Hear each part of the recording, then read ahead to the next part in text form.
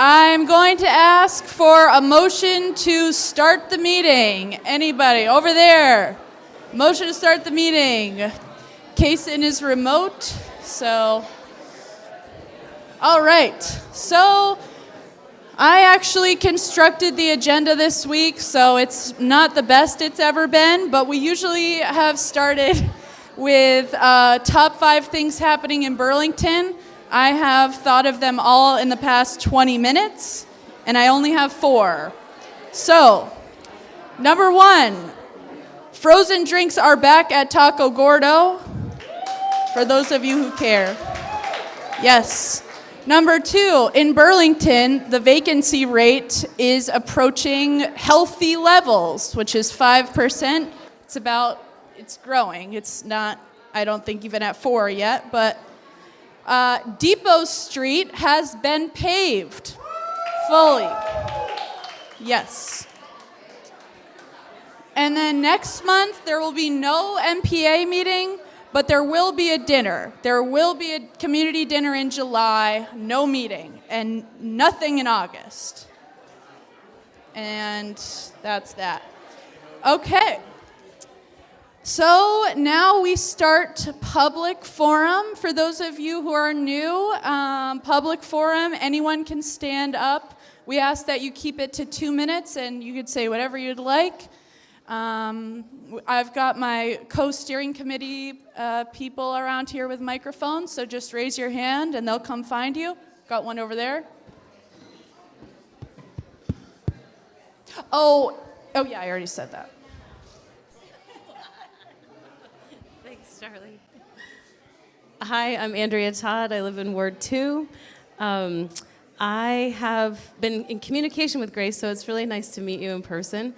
I just want to put a plea, because you made to me the workload that you're volunteering. The NPA steering committee is all volunteers, and I had been requesting if we could have the agenda a little bit more in advance of these meetings, and Grace was explaining that that's kind of hard work to do, both organizing everything. And so I wanted to put a plea on behalf of the NPA steering committee. If there's anybody that would be willing to help the NPA steering committee craft and post about the agenda, preferably 3 to 4 days before or a week before.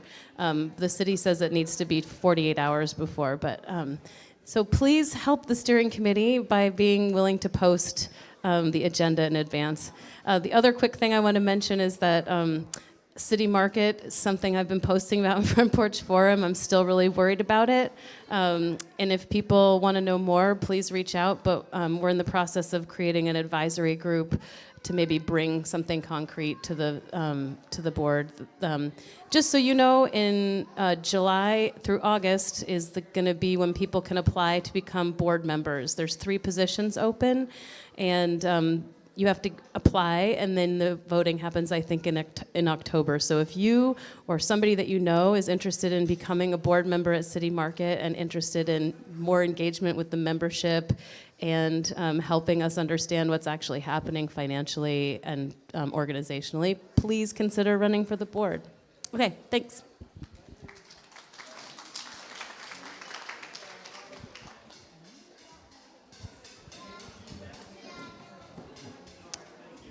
Good evening. My name is Nikhil Goyal. I am running for Vermont State Senate in Chittenden Central, which includes Burlington, Winooski, Essex, Essex Junction, and Colchester. We know that working people are being priced out of our state. We have the highest healthcare costs in the entire country. We have skyrocketing property taxes, and we have a cost of living crisis that is crushing working people across Vermont, particularly in this district. And so I am running because I believe we need structural change, new leadership that delivers structural change that will lower costs, that will fight back against Trump's authoritarianism, and that will make this a place where our children, families, and elders can afford to live here and thrive here. After graduating from Goddard College, I went off to the University of Cambridge, where I did my master's and PhD in sociology of education, poverty, and incarceration.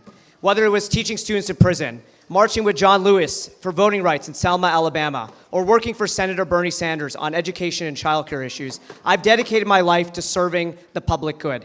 And that is the mentality and vision I will bring in office. I believe that we need to fight for a robust policy agenda. First, I'll fight for universal, publicly financed primary care. Second, I will fight to establish a state land bank that rehabilitates the nearly 11,000 dilapidated, foreclosed housing units sitting vacant in our state and turn that into permanently affordable housing with a community land trust model built underneath. I'm going to fight to ban corporate spending in our elections, in state and local elections, so that we know that our politicians aren't bought by large corporations and corporate interests. I'm fighting to protect every member of our community. I'm calling for the abolition and prosecution of ICE and to unmask all ICE agents and all local law enforcement. And I'm fighting to take on big tech. I will be public enemy number one of big tech in this state. I've called for a ban on social media for children under the age of 16. I've called for the clear regulations, the strongest regulations in this country for these AI data centers so that they don't jack up our energy bills and poison our environment. And I believe that we should tax big tech to fund local journalism. Big tech has destroyed journalism across our state, led to the firing and layoffs of thousands of journalists across America. We should fund journalism by taxing the profits of these tech billionaires once and for all. So this election, you have a very clear choice. You have 3 votes. I'm asking for one of those votes because I believe that our best days are ahead if we're willing to invest in working people, if we're willing to make the tough decisions about our fiscal state and move us in a direction of dignity and affordability for every single Vermonter in our state. This moment requires political courage and commitment. It requires political vision on the issues that matter most to working people. And that's what I'll be committed to in office, and I hope to earn your support on August 11th. Thank you so much. Okay, wait a minute. Nick, okay, so you need to say your name again. You need to say your name again and what office you're running for. My name is Nikhil Goyal. I'm running for the Democratic primary in Chittenden Central for the August 11th primary. You can vote by absentee if you request a ballot in late June, or you can vote on Election Day on August 11th. For the Vermont Senate. For the Vermont Senate, yes. Thank you.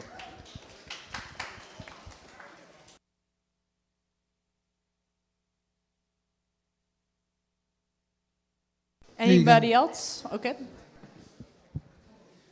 Hello, everyone. I was here last month to introduce myself, but there's a lot of new faces here as well. My name is Jeffrey Peterson. I use he, him pronouns, and I am running for Vermont State Representative here in the Chittenden 16 district. Thank you.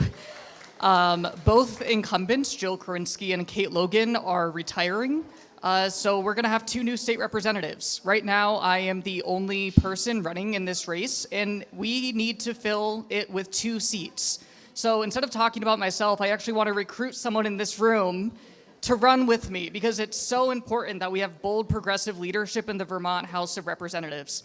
My policy agenda is free universal primary care, permanently affordable housing, and fully funded public transit. I grew up in Burlington's New North End. I served on the steering committee actually when I was in high school for the Ward 47 NPA, so I have deep respect for what you're doing here. So I will stop there. Hopefully somebody can find me after if they're interested in running. I have the endorsement of our local Democratic Socialist of America chapter, and also the Burlington Progressives and many of our old North End city councilors as well. So nice to meet you all. Thanks. And I will say my name. My name is Jeffrey Peterson. I'm running for state representative in Chittenden 16.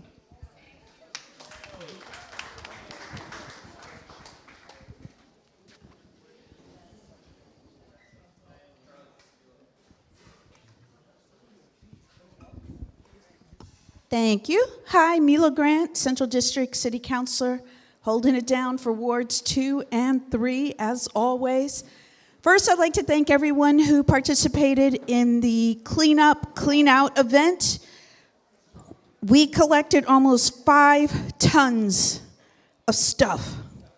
That does not include 2 dumpsters full of tires and a couple of trailers of metal. It was crazy. And I made multiple trips to Resource because there was some stuff that didn't need to be thrown away, needed to be gotten out of people's houses or off the green belts. But whatever you see on the green belts now, please report through See, Click, Fix. There's still a lot out there. And for those of you on Instagram, if you follow Laura Sanchez Parkinson, the Ward 3 city councilor, she did a really great post about why we have so much stuff in our green belts and how it doesn't reflect the people that we are, but just the economic circumstances that some people were in. We had a lot of people carry stuff, either carry stuff on their own or work with other people to carry stuff because they didn't have vehicles, they didn't have transportation. So they could get to where the dumpsters were at the schools, but not necessarily at the drop-off center. So that was just really important. The other thing I want to mention, we just heard from one candidate, we need to vote. We don't vote in the Old North End and the numbers that need to be reflective so that the issues that we are facing are actually addressed. There was some alarming comments made by a fellow city councilor about our transient population and some other stuff. We need to vote. So I encourage everyone to go to the city's website, look up the city clerk's office, click on elections, and look at the election results. Wards 2 and 3, we're underrepresented, and we have to do better, especially in these Democratic, the primaries that are coming up in the month of August. That's going to be very, very important for us to get the representation that will address our needs in the city. Thank you so much for listening. Say your name. He would like me to remind you again, Mila Grant, Central District, Wards 2 and 3.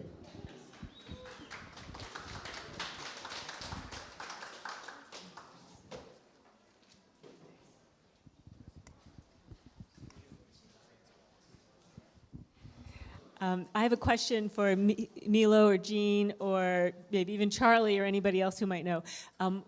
You said that we have a low voter percentage, and I'm wondering if you know what percentage of registered voters or residents vote in wards 2 and 3 versus the other wards in Burlington. Does anybody know that?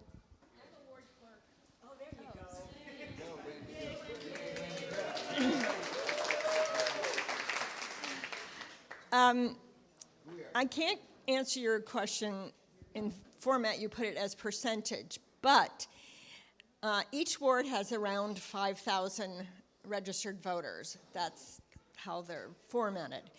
And in March, about 1,000 people cast votes in Ward 2. So, but when Emma got elected, Ward 2 and 3 really turned out, and that's why she got elected. Okay, so the highest voter turnout is always in wards 4 and 7. And that's because there's so many owner-occupied properties. So right now in Ward 3, there are very, very, very few owner-occupied properties, and so they don't vote very much, and they don't get on boards and commissions. Okay, so that's always a problem. So Ward 8 and Ward 3 always have the issue that they don't have a lot of owner-occupied properties, and so people don't vote as much. Now, the new Ward 2 has a lot of owner-occupied properties, so we've seen an uptick in the number of ballots cast in Ward 2. So that's good. But I just thought I'd throw that out there, that Ward 2 will always be challenged to find voters because it's low income, they've got a lot of non-citizens and things like that. They have a lot of demographic issues, but despite that, a lot more people actually vote there than would normally be expected by someone who studies elections in the United States. So actually, Ward 2 is doing very well, the Old North End. Ward 3 got split off, now that's downtown, so their vote totals have plummeted because, as I said, they're all large apartment buildings, and so not a lot of people are gonna vote. And so this is a good plug. If anybody wants to get on a board or commission, like on the Development Review Board, the Taxi, the Cemetery Board, the Parks Commission, And if you live in Ward 3 especially, or Ward 8, when you file your petition, just say right on there, I live in Ward 3 or 8, we're underrepresented in the city as far as commissions are concerned, so I expect special consideration. Okay, now, I don't have that from Gene and I don't have that from Milo, but that's my personal opinion, that you should say, I live in Ward 3 or I live in Ward 8, and we're underrepresented. Okay, Ward 2 does a great job of representation on boards and commissions, as well as the new North End. So I guess unless somebody has a question, I took up too much of your time. Thank you.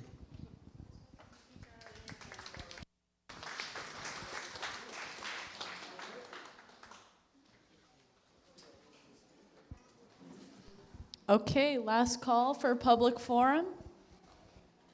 All right, then we're going to go with our Old North End Burlington history presentation from Megan Humphrey.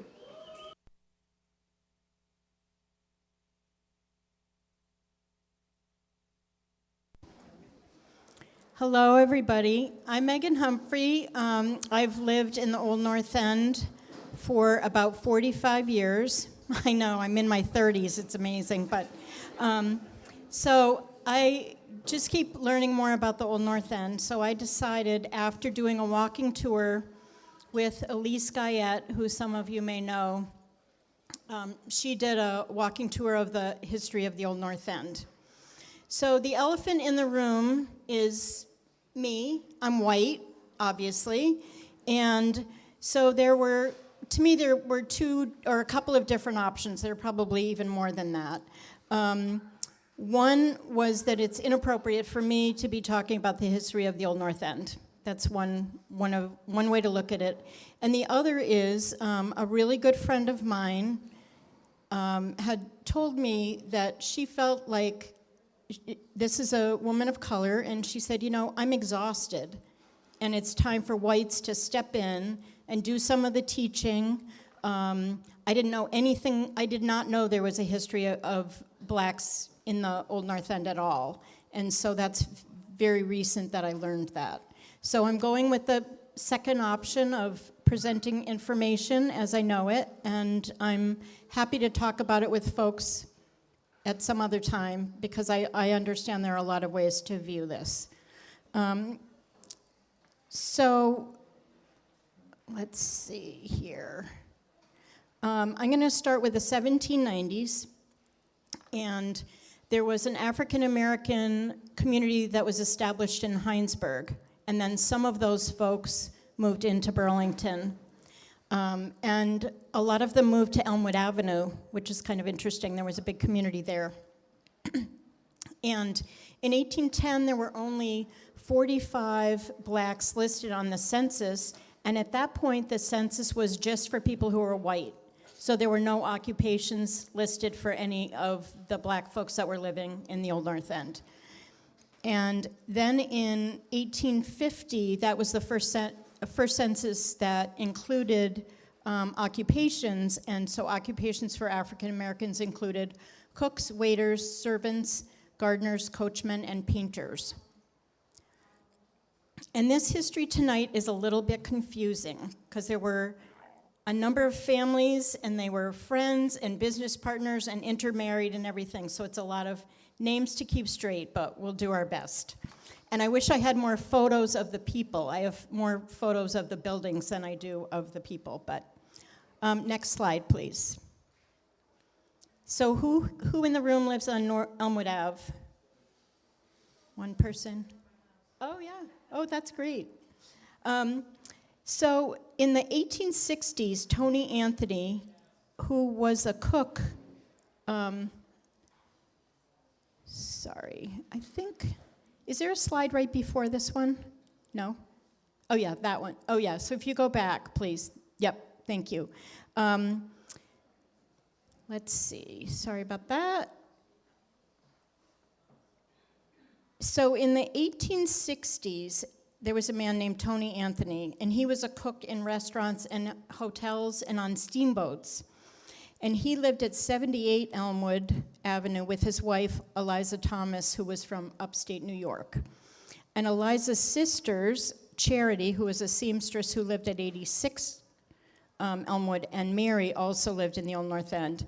And those houses were located near the church that was burned right by the corner of Grant Street. So on the left, you can see that white building, and then just in front of that, that was a church, and that burned 5 years ago or something like that. Or 10, yeah. Next one, please. And according to Abiel, their son, who lived in this house, his parents' house was part of the Underground Railroad. So people were escaping from slavery and came here in some cases. Let's see. All right. And so Abiel was Tony and Eliza's son. He was born in Burlington on May 8th, 1839. And his wife was Clara Smith, and she had moved up from South Carolina. And they lived at 195, which is the house now, and it was on 3 acres of land. They had 3 children. One died very young, and one moved to Montreal, and their daughter Grace became a nurse, and she took care of her father until he died at 99 years old in 1938. Next one, please. So Abiel and his business partner, George Williams, who was also from Heinsberg, they were barbers who provided tonsorial art, and that always sounds like tonsil art to me. It looks like tonsil art, but this is fun. This was their business ad that was in the city directory, and it included the craft and profession of barbering, hairstyling, and grooming, and their business was right across the street from City Hall. That's where they had it. And I love this poster, says, a separate parlor with separate entrance for ladies. And their partnership lasted for about 20 years, and then they went their separate ways, but they were still, the families were still living on Elmwood Avenue. So Grover Cleveland and P.T. Barnum each had their hair cut by Abiel, so he was kind of famous. And in 1934, the Ticonderoga, which is in New York, the Sentinel there published an article about his 70 years as a barber. So at 94 years old, he had to cut back his hours, not because he wanted to stop, but there was a National Recovery Administration, the NRA, and they established codes that had maximum hours and minimum wages, so he had to retire. And he carried the title of a, quote, genial philosopher, and he died on June 23rd, 1938, at 99 years old from gangrene. So he lived a good long life. Next one, please.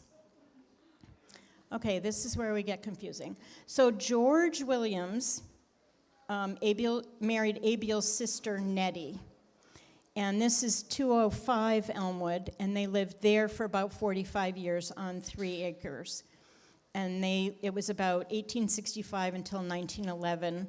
And Arthur Davis, who was an apprentice of George's, was also listed as a resident there. And neither Abiel or George's wives worked outside the home, so they would have been considered what we would say middle class right now. And George became the head of the Black Good Templars. Does anyone know what that is? That was the temperance organization opposed to alcohol. So he became the head of that. And most of the other people that I'm talking about tonight were also considered Templars. The White Good Templars also met in the same location on St. Paul Street, but a different night.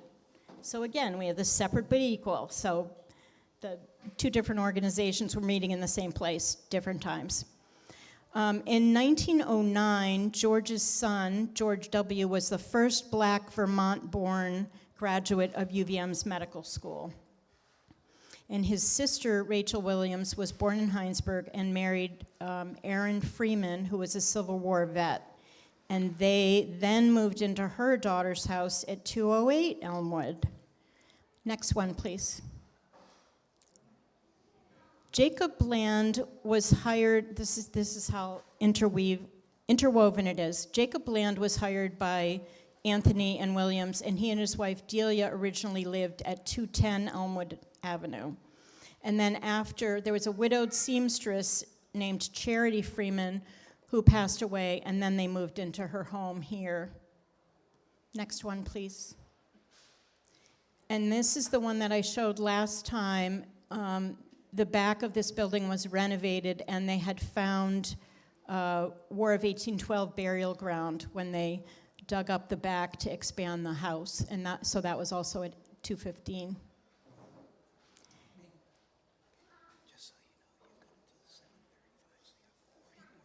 Oh my God. Okay. Thank you. Okay, how about Archibald Street? Who lives on Archibald Street? You do. We still want you. That's all right. Is that it? Okay. So we're going to move to Archibald Street now. This is where we get to some gossip. So Clarissa Freeman, who was a black woman who I assume was related to the other Freemans on on Elmwood, she lived at 39 Archibald, and there's no such number now for that. And her son Leander was a laborer at the Van Ness Hotel, which used to be downtown on the corner of St. Paul and Main Street. I think it's a bank now or something like that. And he worked at the medical center, and sadly he was wounded in the Civil War and died in 1917. So this may look familiar to some of you, J&M Market. This has only been owned by 2 families in over 100 years. So the first family was the Rome family, and they lived to the right of that picture in a little house back from the street.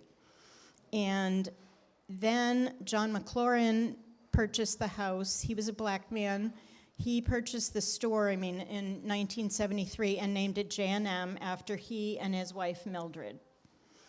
And Mildred was very active in the NAACP, but they did not have a smooth transition into our neighborhood, sadly. So they eventually boarded up. As you can see, they boarded up all the windows because they kept getting broken by neighbors, which was really unfortunate. Next one, please. So at some point, John and Mildred divorced, and John and his girlfriend, this is Annette Miller on the left, they ran the store until John passed away. And they also lived in that same little house next door to the right of the building, back from the street. And John was incredible. Did anyone know him? Yep. Yeah, I bet you did. He was really wonderful. He was very kind and generous. He would pay off people's bills. He would help them with rent. He won a Neighborhood Improvement Award from the city in 2005 for his humanitarian ways and giving heart. And he was just very quietly, just didn't tell anybody. He would just help a lot of people out. And after he passed away in 2010, his daughter Judy took over the store, and she still runs it now. Next one, please. Okay, it's the fun part. So there's a lot of gossip in this one. So does this building look familiar to anybody? It's a little different, yeah. Chris said yes. So Cleolati Harrison King, nicknamed Cleta, was born in 1874. She was Filipino and married William King, who was a black man.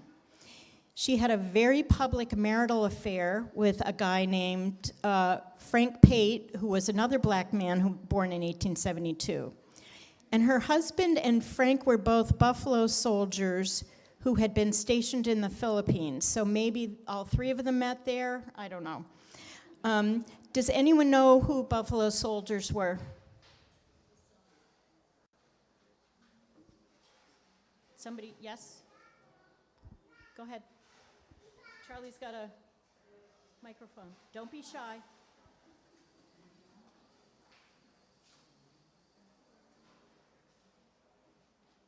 No? I'm pretty sure I did see a hand that was right all the way down there. And I can also give it a guess. I guess not. Okay. Are you going to make a guess? Maybe a certain man, a certain maybe soldiers that fought buffaloes. Good guess. There are a couple of theories about why they were called Buffalo Soldiers. One was that was a name from the Cheyenne warriors, and it was all black regiments who started serving during the Civil War. And the other was that based on their hair, they were called Buffalo Soldiers. So it depends on what the resource is for that. But they were the first all-black Army regiment, and they were formed in 1866. And they participated in a number of conflicts and earned the Medal of Honor. And the U.S. military was not desegregated until 1948, which seems shockingly recent. The last surviving Buffalo soldier was Robert Dixon, and he died in 2024 at 103 years old. And the oldest Buffalo soldier ever died at 111 years old, which is remarkable. All right, now let's get to the gossip. So, in June of 1910, Cleta's husband, William, with whom she had 3 children, Alfred, Mary, and Adele, was arrested and charged with an intent to kill when Frank and Cleta were both stabbed by William. So he was a little upset. At the same time, Frank was charged with breach of peace. So it was just a big hot mess. 6 months later, in December of 1910, William found Cleta and Frank together again, and another fight ensued. And then Frank this time went to jail. And when he was released in 1911, Cleta and Frank got married. And Frank was in trouble a lot. So shortly after they were married, he was caught selling bootleg liquor. So this is the list of what they found. A police raid in 1913 found 7 bags of beer, 5 bottles of whiskey, 3 gallons of whiskey, 1 gallon of gin, 1 jug of whiskey, and a partridge in a pear tree. And because Frank was in the service as a Buffalo soldier, they kicked him out. He was at 40th and Allen, and he was dishonorably discharged, and they kicked him to the curb. And so he continued to go on with a lengthy record of arrests and jail time. Stolen goods, lewdness, breach of peace, and he even stole turkeys from UVM at Thanksgiving in 1929. Shameless. So in 1921, Cleta purchased this building, and it was a 2-family home. She paid $2,200 for it. And she took out a mortgage in 1928 to pay for an expansion. So I'm not sure what year this was, but it was around that time. 20 years after she purchased the building, Frank was 57 years old, and they finally put his name on the mortgage. So I don't know if he started behaving himself or what, but they did that. So in the 30s, Cleta and Frank's were considered, in quotes, 36 modern rooms, and they were listed in the Hackley and Harrison's Hotel and Apartment Guide for Colored Travelers and the Green Book every year until its final publication in 1966.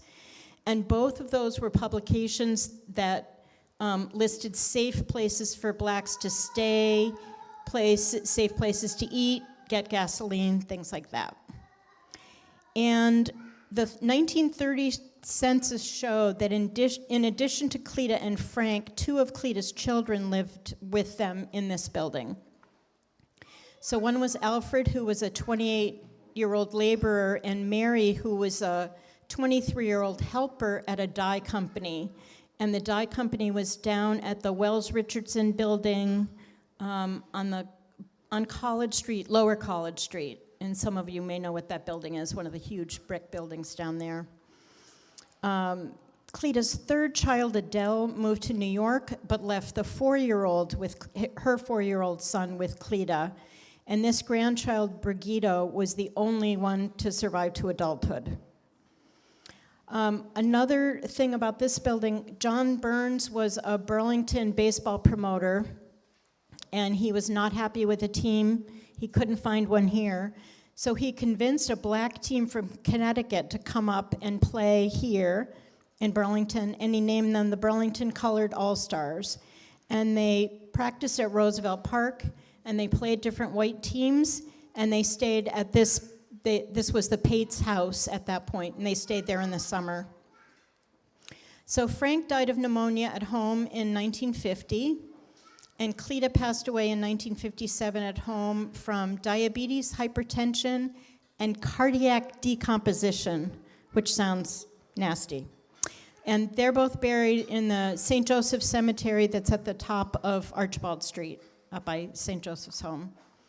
So Cleta's son, Alfred, was still there. He inherited the property and renamed it the Pates Hotel. In 1964, he invited Therese Roberge to live in the building with her 3 children because that family was fleeing an abusive relationship. And Alfred and Therese were married in 1978, but he had really been acting as a stepfather to the kids for the whole time that they lived there. And those kids were Richard, Paulette, and Peter. So Alfred passed away in 1980 from cancer. He's also buried in St. Joseph Cemetery. And Therese Roberge King then inherited the property, and her children, Richard and Paulette, also lived there with their families. In 1988, she sold the property and moved to Crowley Street, purchasing the home on Crowley Street from her son, Robert, and she passed away in 2007. Next one, please. So this is what the building looks like now. And a photo, I wanted a photo from the side the same way, but it's completely covered by bushes now, so I couldn't get that photo. Next one, please. So Elise Guyette, who has done a tremendous amount of research, applied for and wrote the text for this historic marker that's posted in front of the Pates Hotel. And it was 100 years exactly after the property was purchased by Cleta. And there is information on both sides of that. And that's right on Archibald, so that's a great place to stop and read over. Next one, please. This is 142 Archibald, and it was originally a synagogue because that part was part of the Jewish neighborhood.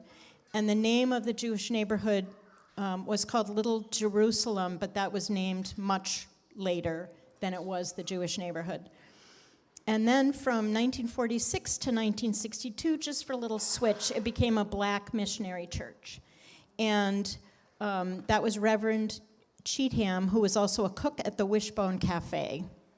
And that was downtown. Does anyone know where that was? Downtown somewhere? Terry, you're old enough. Come on.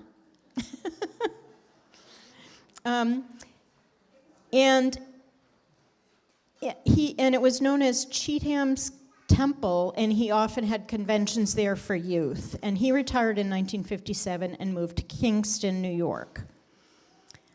Next slide, please. So then Arthur and Helen Hines ran the missionary. Arthur was an Army veteran from World War II.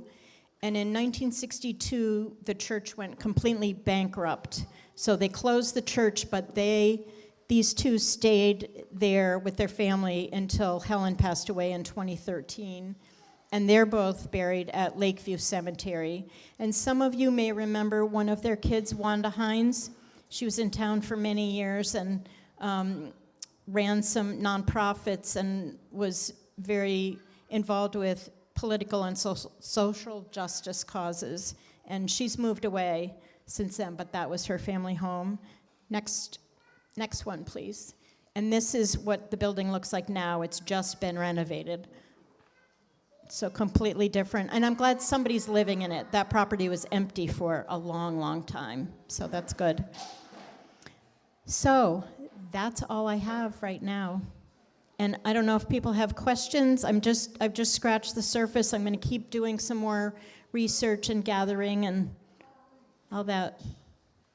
There's a buffalo soldier there in Lakeview. Is there? Yep, on the south side, right in the middle. Do you know what his name is? Not off the top of my head. And so is he listed as a buffalo soldier? Yep, small, flat, right up against the fence line. Huh. South side. Cool.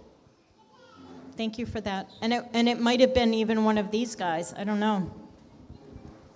The two fighting men. Does anyone have any other questions? Yeah, hang on. They're going to give you a microphone. Yep. John's going to ask me something to stump me. How do you do your research? Do you go through censuses, and how do they say who's colored and? It's a great question. This one mostly came from Elise's walking tour of the Black history of the Old North End. That's where most of this came from. And then I did a little bit of digging deeper for some of the addresses and everything. There are a lot of people that have stories still. You know, I want to capture all these stories of people that are older that lived around here. So, different sources.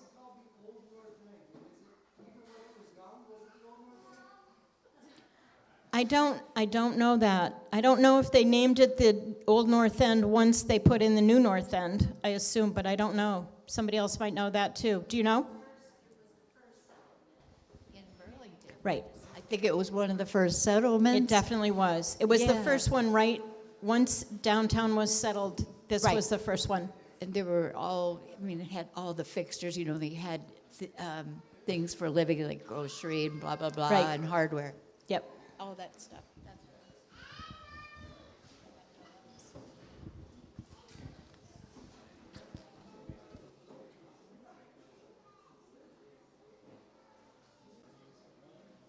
Oh, Janet has another question.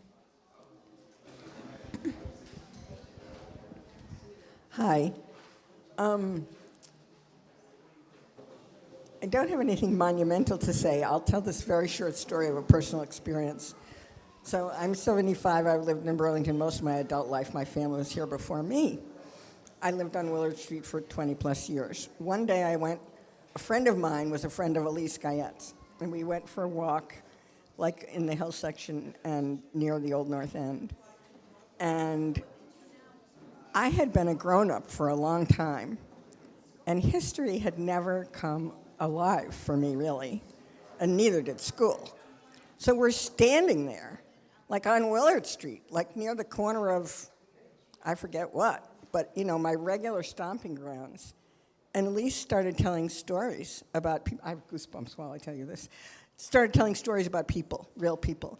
That house down there is where so-and-so lived. This house was where the Reverend somebody lived. This is where they hid black people on their way through. That was the dry goods guy who gave them all shoes. You know, like, over there was at that house. I mean, I was just floored. It was the most, you know, I've lived here since 76-ish when I came back. That was like one of the most exciting moments I've had in Burlington, and I've been a Burlington person for ever. That's what I really want to say. I want to say that was the most fun to see history come alive and to hear about those people that I knew nothing about.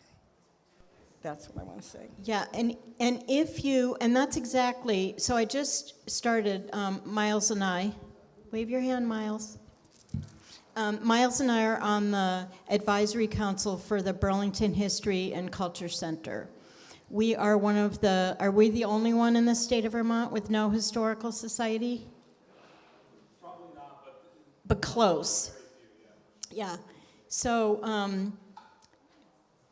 and we're trying to capture all these stories. So if people hear stories about their houses or their neighborhoods or, you know, the apartment that you're renting and you find out something about your house, please, you know, write it down or get it taped. CCTV is begging for people to be interviewed, and there are folks that can do that because every house has just great stories about it for many years. So let's capture that.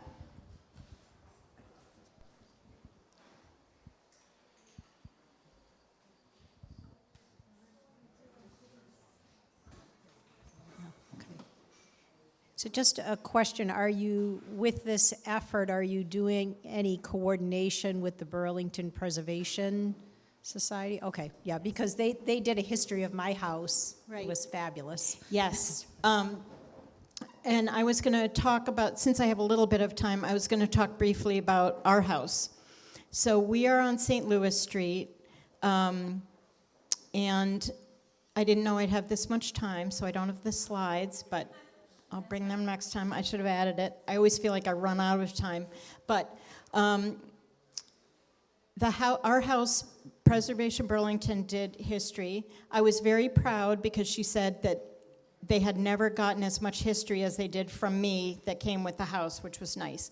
But it's because it was built in 1890, and it was built by a French-Canadian carpenter, last name Beauregard, and they lived in the house for 10 years, and then another French-Canadian family, the Gravel family, bought it and lived there for 100 years. So I am only the third owner, and now with Terry, we own it together, but I bought it myself. And so it's only the third time through, which is pretty remarkable for this part of the city. And the Gravel father died at home, and he was 103 years old. And there were 10 kids. The house was, at that point, probably 1,000 square feet. And there were 10 people that lived in the house. There were 10 kids, 12 people that lived in the house. Plus, they had all of these young women come down from Montreal to work in the mills in Winooski. So the place must have been packed. And I can't imagine being 18 years old and coming down, to this city to stay with this family you don't know. They spoke French. The Gravel family spoke French until they went to school, which happened a lot. Trying to think what other things about the house.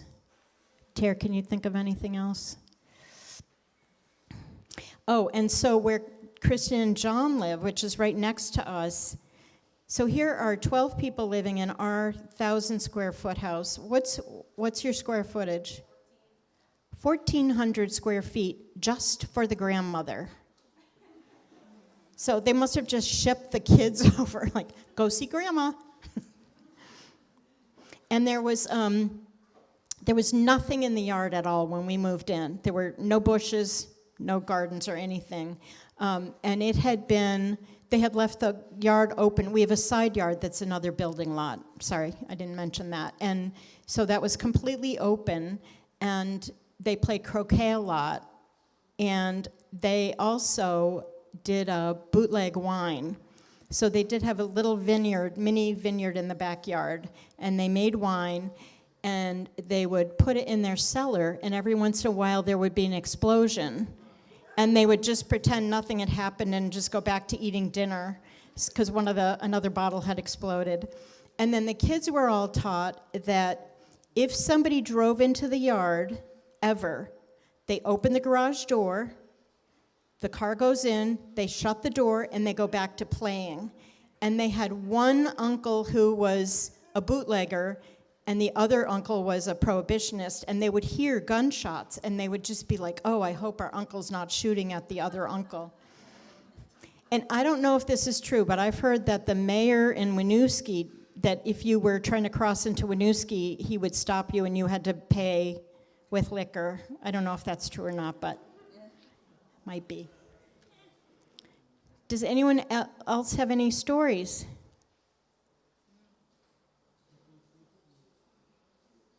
Nothing? Wow. I've been to on some like ghost like tours and like the past. Yep. That have like told me stories like relating to like downtown Burlington. And those buildings, and in our house, we had a couple of different people stay, and I didn't tell anybody about this, but there were a couple of people who had stayed in our guest room, and both of them got up in the morning and said that they had dreamt about an older woman that was living in the house. And that's exactly who was there when I bought the house. So I hope her spirit's still there. Cool. It was a cool, big family. Yep. And I was lucky because two of the people who owned the house were still alive when I bought it. So they told me lots of stories about it, and that was really fun. And they would tell stories about where Fern Hill is. Do you know the senior housing that's on Prospect? So they would start at the top of the hill there and ride their sleds all the way down into the Intervale, and they could do like 2 runs in a whole day because it would take that long. And one time they had a goat that they got to haul the sled back up so that they could do a couple extra runs that day. But they just had free range. There were very few houses and a lot of land, and it was all dirt roads, a lot of flies, a lot of horses. That's what our neighborhood looked like.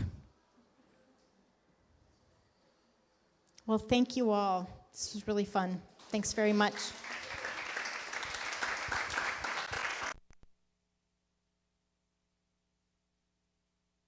Thank you, Megan.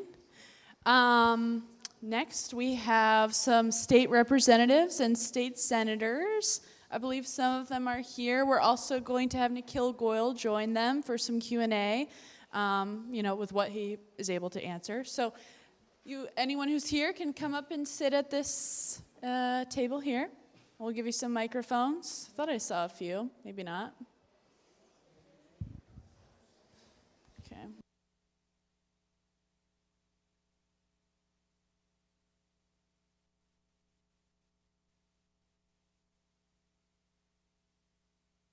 While we're waiting for them to appear, I just pulled up the voting results since we were looking for specific numbers and things like that. Okay, so in the city of Burlington, the total number of registered voters is 29,446. This is as of town meeting day 2026. These are the results. A total of 8,919 people voted town meeting day. That is not so good. Doing a ward by ward breakdown. Ward 1 has 3,210 voters, of which 764 voted, and that's 23.8%. Ward 2 had 4,025 voters registered, 1,027 voters actually voted for 25.52%. Ward 3 has 3,845 registered voters. 776 people voted for 20.18%. Ward 4, one of the wards that had a lot of votes for Donald Trump, has 4,046 registered voters. 1,686 people voted for a percentage of 41.67%. Ward 5, 4,207 voters, 1,044 voters voted for 34.2%. Ward 6, 3,408 voters, 1,091 voters voted for 32%. Ward 7, 4,044 voters, 1,633 voters for 38.48%. And Ward 8, 2,461 voters, 498 voted for 20.24%. So we can say that we should have more representation and more active voters across all the wards, but for Central District, we get pushed around on city council. We can't have nice things. So we have to, and a lot of people in East District and parts of Ward 5 share a lot of the same issues that we have as well. So just food for thought. Thank you for listening.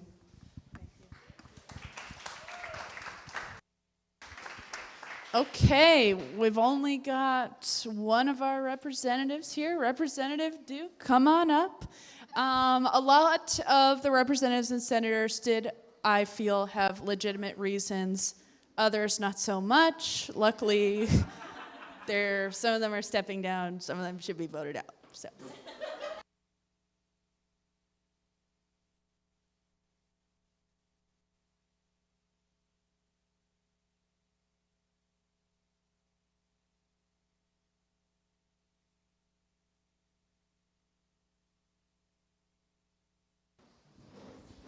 Hi, everybody.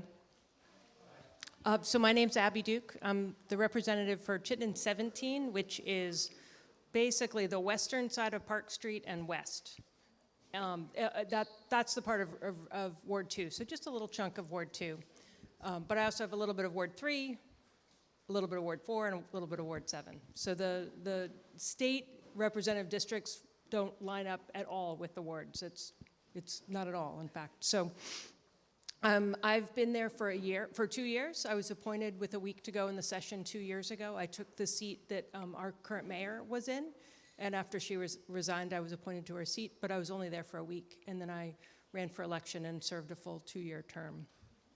Do you want to we have another representative here, and then maybe we can each give a little update, but we can open it up for questions. Be casual. Go ahead. I'm Brian Chena from Chittenden 15.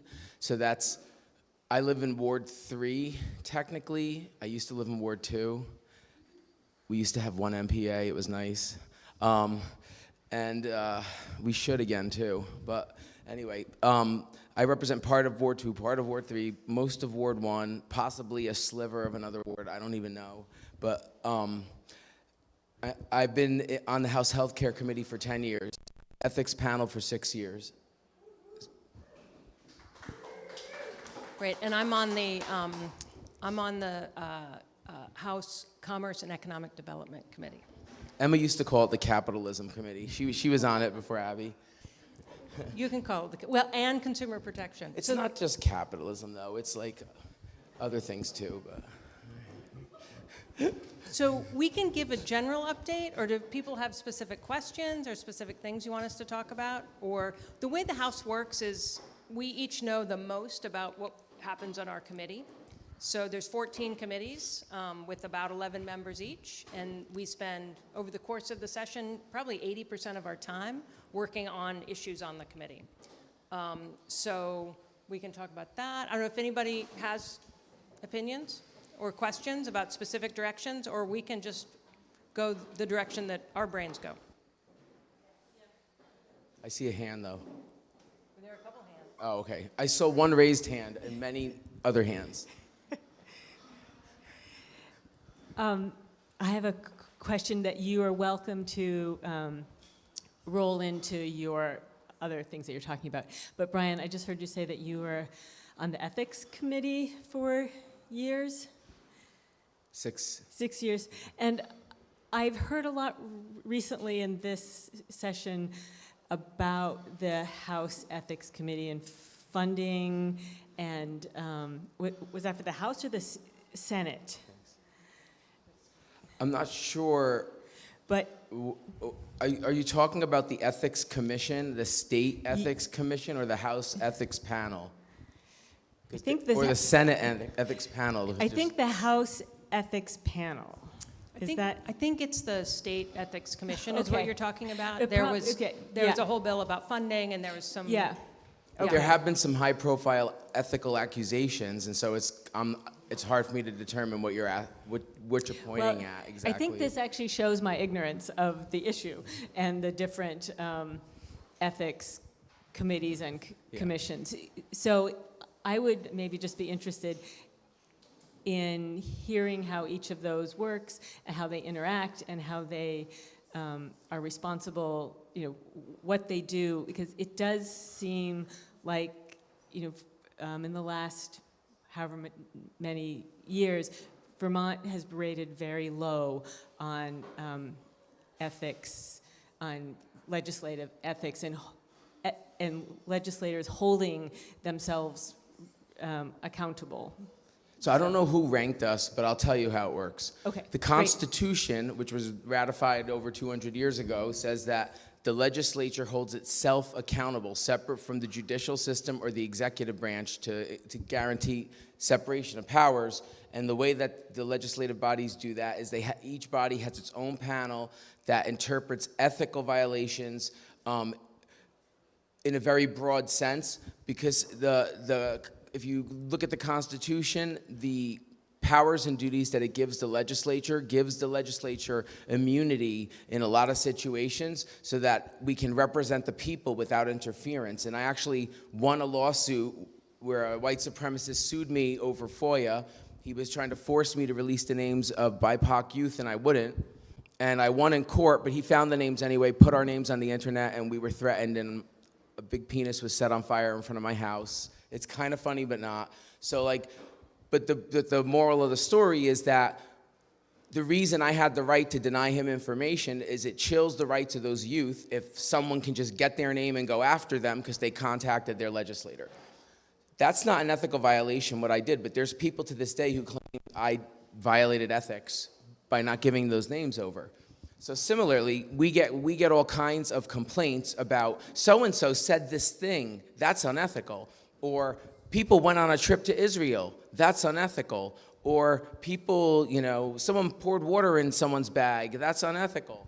And then we have to look at what they actually did, and if it crossed the boundary of an ethical violation, and they rarely do, because we have freedom of speech. So a legislator they can lie on the floor of the House, and we've ruled it's not unethical because they have freedom of speech. They can go on a trip to another country sponsored by their government to learn more about a complicated issue, even if they introduced a bill that says you can't criticize that government. That's allowed. But some people say that means we're not being ethical, but it just means that we are not overly restricting the freedom of legislators to advocate for policy and represent different interests. So I don't know, I can go on about the ethical thing forever, but that just gives you a little sense of how it works internally. Do you want to say more about the Ethics Commission? Yeah, I can say so. So the State Ethics getting Commission water is over here. different. So that's an independent group that is tasked with certain, and I think probably what you're referring to has to do with the financial disclosure. So when candidates run for office, one of the things we fill out is a financial disclosure form. And there was a bill passed a couple years ago with a new form, and the State Ethics Commission says, well, you want us to enforce this form, but you didn't give us any money to hire more staff. So there was a sort of back and forth disagreement between the State Ethics Commission, the administration, and the legislature about basically who is going to enforce this new form. Would it be the Secretary of State?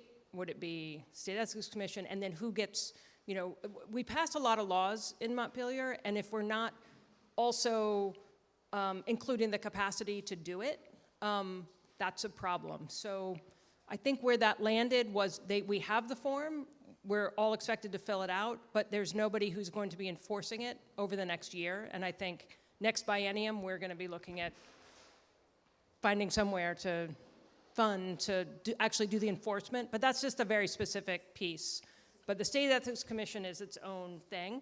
But you are highlighting something that is an issue statewide, is in terms of Vermont, because we're a small state, we have so many very small organizations and so many municipal organizations, for example, where there's a treasurer who does not have the kind of financial controls that you would have in a larger organization. We do have a high rate of embezzlement and a high rate of small financial fraud. So that is something that I know the League of Cities and Towns has worked on, and a variety of organizations trying to figure out how to build out more financial controls, because we do have, because of all of our small organizations, I have a high per capita rate of financial fraud. That be what you were talking about when you said you heard that Vermont had a high rate of ethical violations, or was it the legislature specifically? I think it was the commission. Okay. And I don't know what organizations did this poll, but they ranked states. I'll look into it because I'm concerned about that, that's all. I think it was just I think it was checks and balances, and not, I think they were looking at checks and balances. Yeah. And I would just like to say that I do think it is very important to be able to enforce laws. So I appreciate looking at giving the commission the funds to do the work that they're supposed to do. Next biennium. Thanks. Any other broad stuff, or we could have Brian talk about healthcare for a bit, and then I can talk about There should stuff be from a my brief committee? healthcare update at some point, I hope, because there's a lot at play right now. For sure. It seems like lately there's like a huge wave of retirements in the legislature, and I've also heard like concerns about like legislators being paid enough and being able to find a balance between like, can I afford to live and be a legislator? Can you speak to like how you guys are trying to find that balance and like what those issues are for other legislators? Sure, I can start, and then Brian will jump. Brian's got a long history with this. So I think 30 members at least out of 150 in the House are not coming back. In the Senate, I think it's only 3 of 30, so 10%. And 2 years ago, it was a similar number, I believe. So there's a significant turnover. And many districts, in fact, in Burlington, there's 2 districts that, including the one that includes a good chunk of Ward 2, that only has, for so far, only one person has stepped up to run. It's difficult to recruit people to run.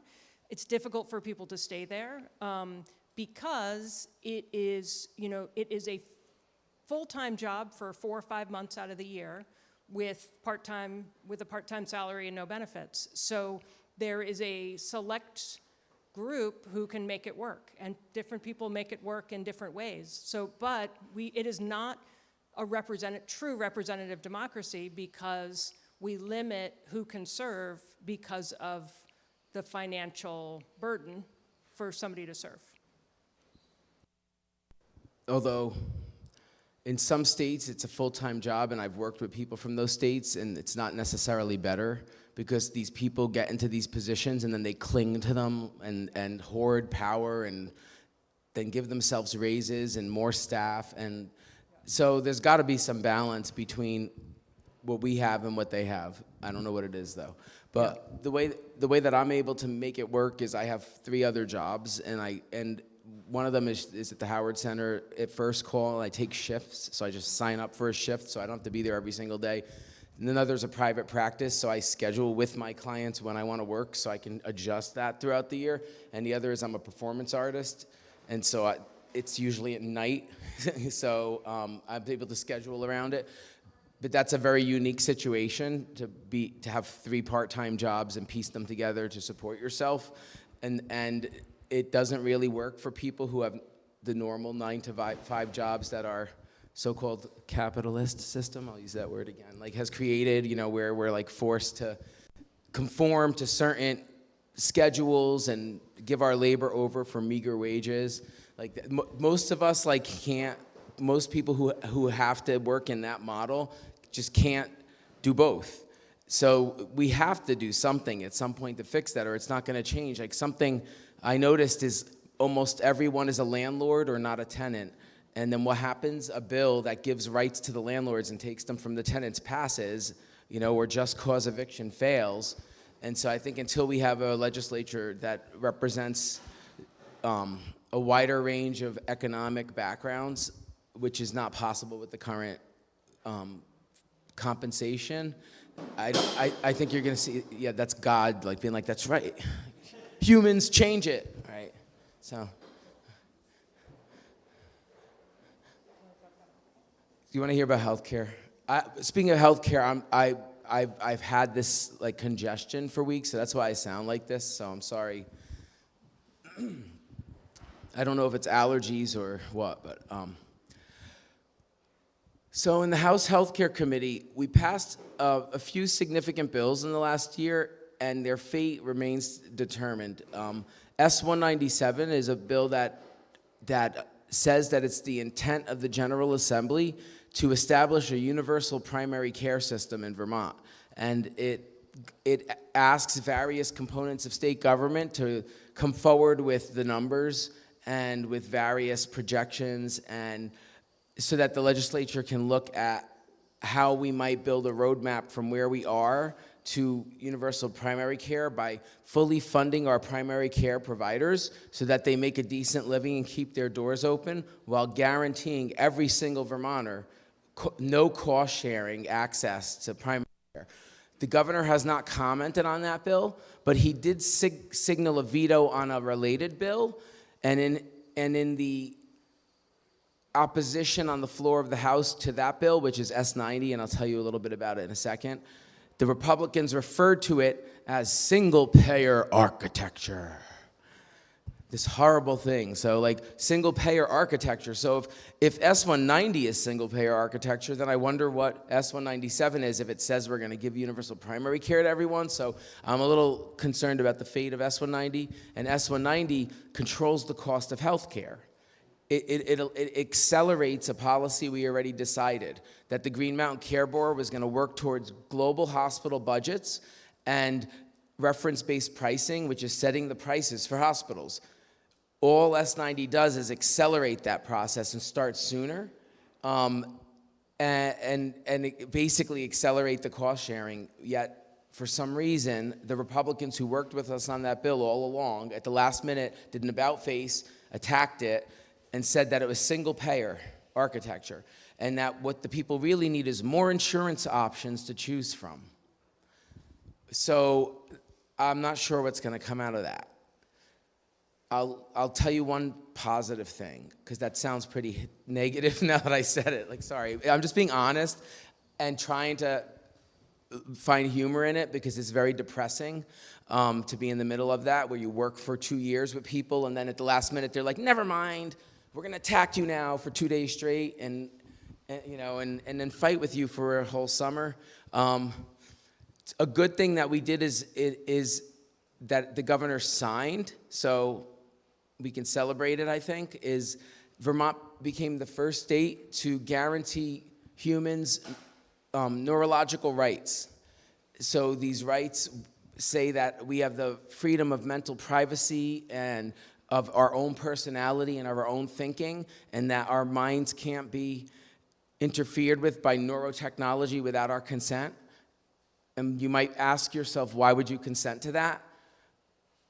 And if you are asking yourself that, I would just give you this as an example, that if you were paralyzed and there was a way to put neurotechnology in your brain that you could walk again, might you do that?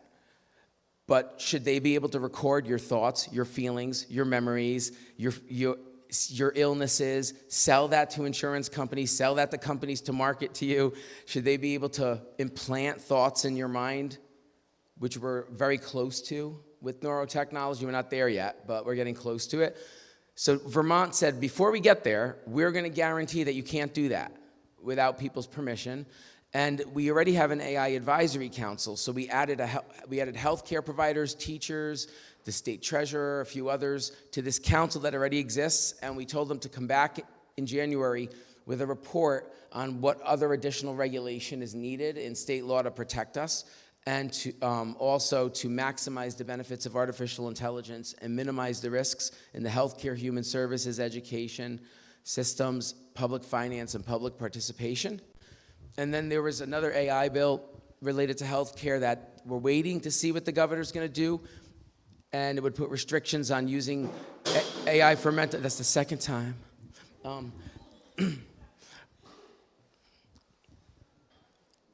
I have ADHD issues, so now I'm like, what was happening? There was a chair fell. Oh yeah, mental health services with artificial intelligence. So H.816, it would prohibit the use of AI for providing clinical services without the oversight. So that means your mental health provider could have AI tools, but they couldn't just use AI on you and not oversee what it does, if that makes sense. And it would also prohibit the use of like remote use of AI for mental health without a human being involved. It doesn't mean it can't be used for like little quizzes or clinical like assessment tools where a human reviews the results, or for writing notes, which is very common these days actually. AI is being used to write healthcare notes. It's only in the delivery.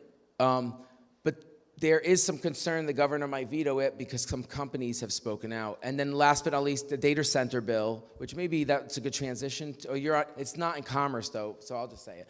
I thought we switched things around a lot in the House, and like there was a time when AI was covered by the Commerce Committee actually. So there was a Data Center Sustainability Act, I think it was called. This bill would have put stricter regulations on AI data centers in Vermont, and the governor vetoed it, saying that there was enough regulation and it would be bad for business.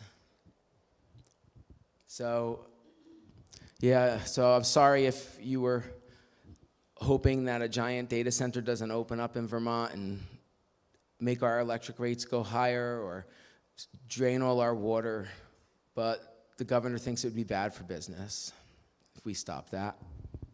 I see a hand.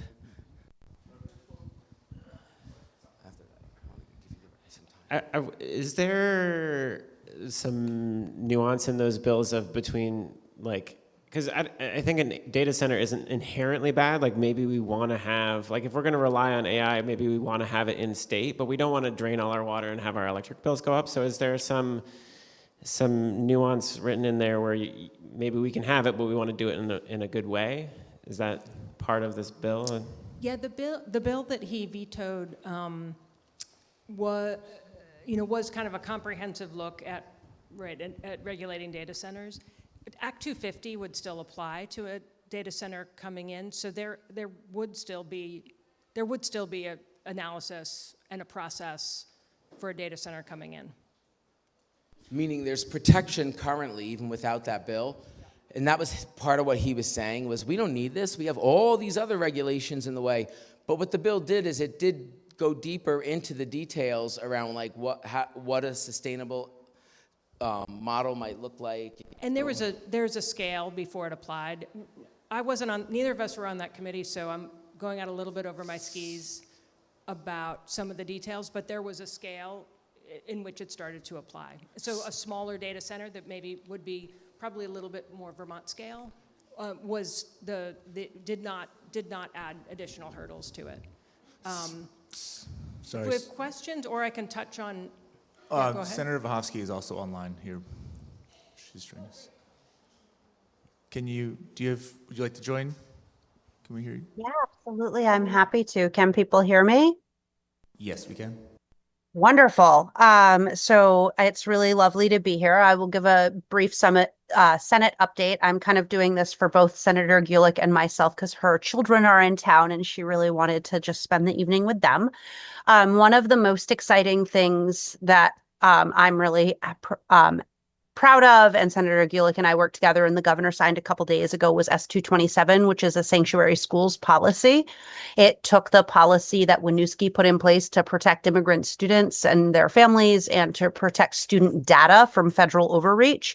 It sort of zoomed out from the very Winooski specific lens and applied that to all school districts. So that is something that I think is really important right now. S209, which is a prohibition on warrantless civil arrest in an expanded list of locations like schools, daycare centers, medical facilities, churches, libraries, shelters, social service organizations.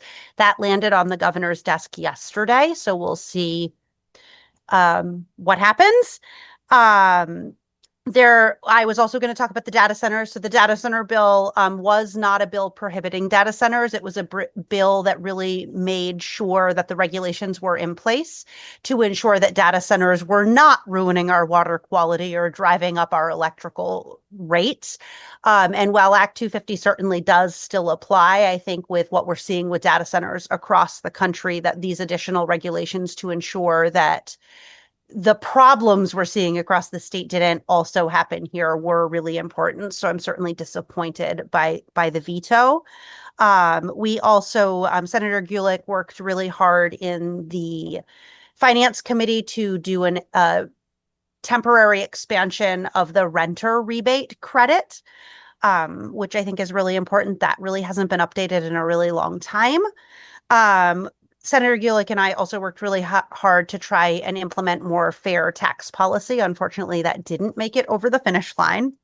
There was what I think as a social worker, a really important bill that has moved through to update our mandated reporting laws and policies. Those haven't been updated since the 1990s and are not in line with best practice, either legally or from a social service perspective. And so that is generally, I don't love to do study bills, but that's such complex law that bringing all of the relevant stakeholders to the table to actually look at the best practices and look at, and I have asked to be at the table as well, to come back to us next year and tell us how to actually update them felt like a better way forward than in our short 5-month period of time trying to cram something through that wasn't grounded in all of those things. So that was something that I feel really excited about. I'm also happy to take questions. And I will also talk about the education bill. That's certainly been one of the big things. There's some really good stuff in that bill that came out of the Education District Redistricting Task Force, which primarily the CSAs, or the Cooperative Education Support I actually don't remember exactly what CISA stands for, but it's a mechanism by which we'll regionalize support services. So instead of every school district having to have every administrator for those services, or when they're contracting for 5 hours a week, it regionalizes that to try and both provide better services and reduce costs. There's also things, though, in that bill that really concern me, but all of those are out in the future. And I think that by moving forward with some of these small changes, we're able to come back with more information next year and change or eliminate the things that still seem really problematic. So I think it was a reasonable step forward in sort of looking at our education system and trying to right size supports and services while also making sure that we're doing that in a sustainable and economical way. That's also from the Government Accountability Committee.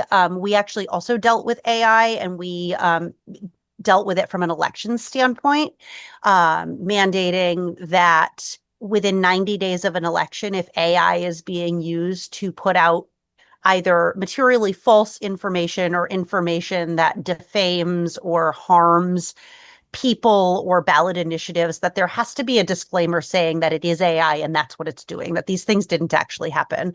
I really wanted to see a full ban on the use of that type of campaign material, but some people had, other states have done that and are sort of feeling out whether or not that is constitutionally sound under free speech. But there were people in the committee that were uncomfortable taking that tack, so we took the tack of a disclosure. We also expanded the requirement for lobbying disclosures. Currently, that applies while the legislature is in session, but we expanded that to apply year-round. So if lobbying organizations are spending money to lobby on an issue, they need to disclose who they are and what they're doing and what their position is. So that felt like a couple of really important policies towards more transparency in our elections. We also passed S89, which is an expansion of the survivor benefits. Currently, they apply to firefighters and EMTs. And this expansion will mean that if someone dies in the job or because of an illness related to their job, if they work in law enforcement, corrections, frontline work at the Department of Children, Families, or clinical work at the Vermont Psychiatric Care Facility, that those benefits will also apply, really recognizing that those are also dangerous jobs and that people who die in providing a public service should have the people left behind should have access to that benefit. Unfortunately, S208, which was a prohibition on law enforcement masking and a requirement that they wear identification, did not make it. That went through a really long process in the Senate and then in the House and then in conference committee. And then ultimately at the end of the session, the timeline, there was a refusal from House Republicans to suspend the timeline and a refusal from Senate leadership to extend how long we'd be there. And so that bill unfortunately died due to timing. That's sort of what immediately comes to mind, but I'm also happy to answer any specific questions about legislation people were following or issues that people are interested in. Does anyone else? Yeah.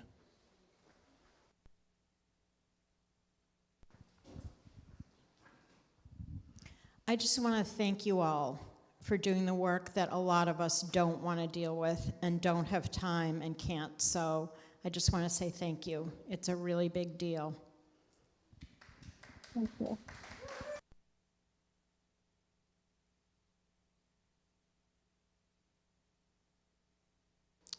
I can tell you about a few bills that came through my committee that are good news.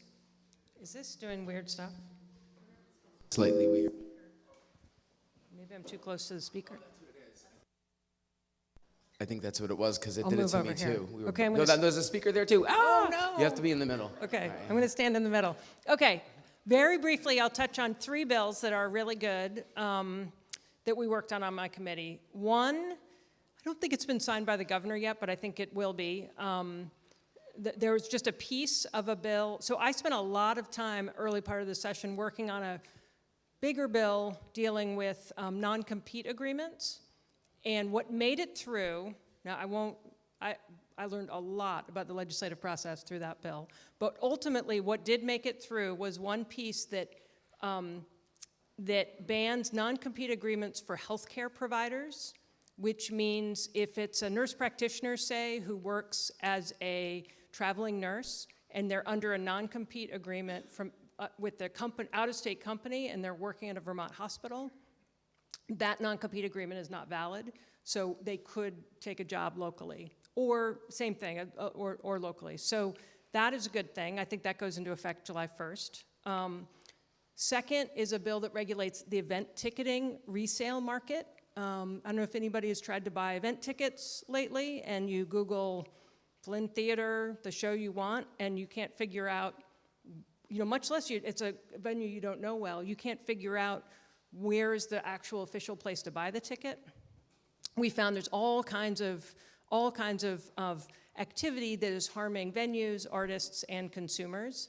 So we, and this was signed by the governor a couple of weeks ago, and so this bill limits how much, like if somebody is selling, if there's a third party reselling a ticket, say StubHub, they can't charge more than 10% of the original value of the ticket.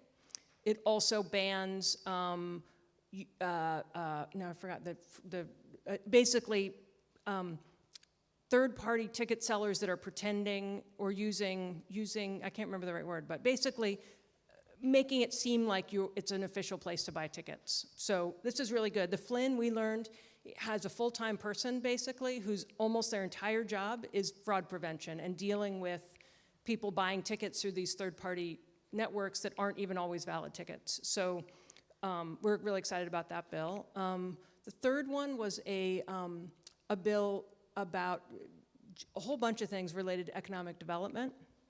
There's now an official way to round to the nearest nickel if you don't have pennies. If somebody's taking cash and they don't have, it's very funny, but they wanted an official state policy for how to round.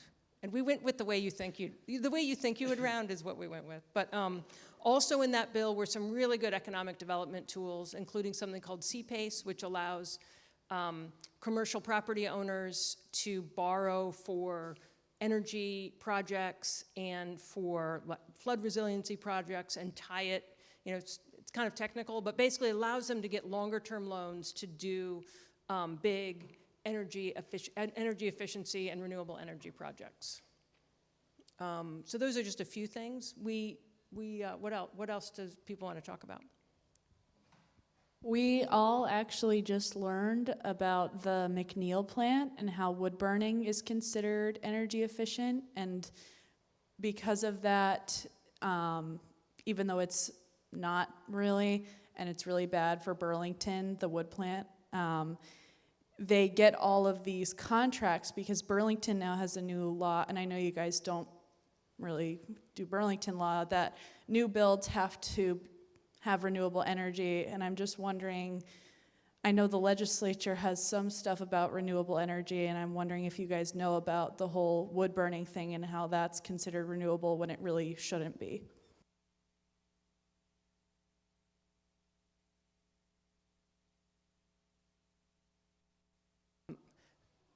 So, yeah, Brian can speak about it, or Tanya, if you have anything to add.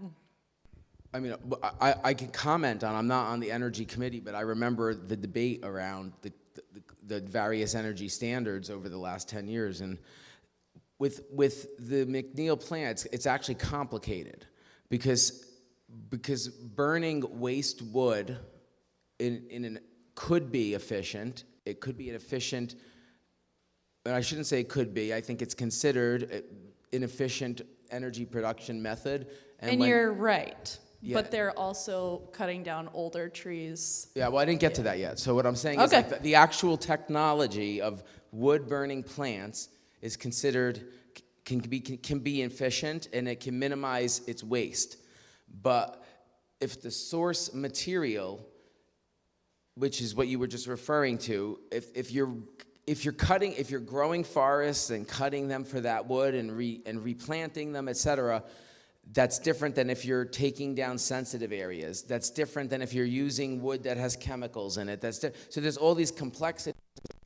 And I think when the McNeil generating plant was built, it was at the time an innovative approach, but there's people who currently critique it as outdated. I have mixed feelings personally. I am not a person who's saying we should dismantle it. But I'm also not a person saying we should rely on that for another 100 years. Like, I think we need a plan to move from that to something else. Just like, I'll say this, without, if it bothers you, I'm sorry, but I think we need to get off of our addiction to Hydro-Quebec. That it might be hydroelectric power, but when we signed those contracts, the mothers and grandmothers of Indigenous people came to Madeline Kunin and said, please don't do this. They are flooding over our ancestral lands and decimating us. And what, I'm thinking about my children and grandchildren. And she said, I need to think about my own grandchildren, and sent them away. And we signed those contracts. So, I mean, we can critique McNeil, but it's in the grander scheme of the harm Vermont's electric grid is causing. I think we also need to look at Hydro-Quebec, and we need to think about how we generate energy locally, in the least harmful fashion, and maybe reduce our use of power and not be so, not, because we're all, myself included, increasing our use with the technology that we're using, so I don't know. I agree. I think the main problem, a lot of us were kind of like, okay, and what do we do? And unfortunately, our presenters didn't really have a solution, but in my head, I thought a good first step would be wood burning should not be considered a renewable, like there should be more law around that, because what Burlington Electric is doing does not sound renewable and does not sound good for our community, unfortunately. And we were all kind of like, what, do we just turn the power off? Like, no, unfortunately, we can't do that. But we can say, okay, this is not renewable, though, so we can still use it, but we're not going to say it's renewable, and we are going to look for other things. Bill Scott wants to have nuclear reactors. How do you feel about that? Like micro-nuclear reactors deployed around the state? I don't see a lot of excitement. I'm just curious, okay. So I would agree that, and we looked at this when we looked at, and I know the Clean Heat Standard didn't make it across the finish line, but one of the things the Clean Heat Standard looked at was biofuels. And I have real concerns with biofuels and how they're decimating forests in the Amazon. But what they did is over time, they ratcheted down the score it got for being renewable. And I think, to Brian's point, it is more renewable than some of the things we could be doing. I agree that we need to rethink how we're interacting with Hydro-Quebec and frankly, how we're interacting with buying carbon credits to call what we're doing renewable by buying credits from other areas. Like our whole system needs to be revamped. And you're right. We can't just turn the power off. And this is the system that we have in front of us. But if we keep calling it renewable and we don't have a way of ratcheting down and saying, okay, this is more renewable than what we have now, but 5 years from now, we're going to have that renewable credit because we're going to force us to find actually more renewable ways to do things. And we're going to have to think outside the box. We're going to have to consider things that maybe we wouldn't have considered in the past. But I absolutely agree that we need to ratchet down from really burning anything. If we're burning stuff, we're putting carbon into the atmosphere. We're putting pollution into the atmosphere. And so we do have to be rethinking that. And kind of, I think, using the same tactic that the Clean Heat Standard used with biofuels of saying, okay, so this year we're going to say that's 80%. And in 3 years, we're going to say it's 70%, which sort of forced us to, yes, use that as harm reduction now, but to recognize that that wasn't the long-term solution and it wasn't going to be allowed to just replace non-biofuels given all of the implications. So I'm also not on an energy committee, and I will fully admit that as a social worker, climate science isn't my area of expertise, but just when I think about it, I think about that sort of mechanism of harm reduction and how do we use it to reduce harm, but reduce its use while we build in the things that are truly renewable and not putting more carbon into the atmosphere. Thank you. I appreciate that, guys. Sorry, I know you're not on energy committees, but I just heard renewable, and we all had a presentation last week, so I wanted to plug our concerns. And I kind of put us over the edge there, but does anyone have any other comments or questions for the legislators? Okay, then we'll do our drawing. Oh, or I will. Okay. Thank you all for coming. Thank you, guys. Thank you very much. Okay, we have 2 prizes today, the door prizes. First, I will draw City Market gift card. Nate Delpreet. Come on up, buddy. Okay, and then we have some lovely cards from our very own Megan Humphrey. Trav. That's not you? Okay. Boom. Okay, thank you, everybody. Oh, one quick announcement from Jess. A super quick announcement before you leave. I've put an assortment of leftovers and ingredients on the table. No one can leave until someone has picked up all those. So please bring the stuff home. There's also a pitcher with some mango lassi. Take the pitcher, take the mango lassi, and enjoy it.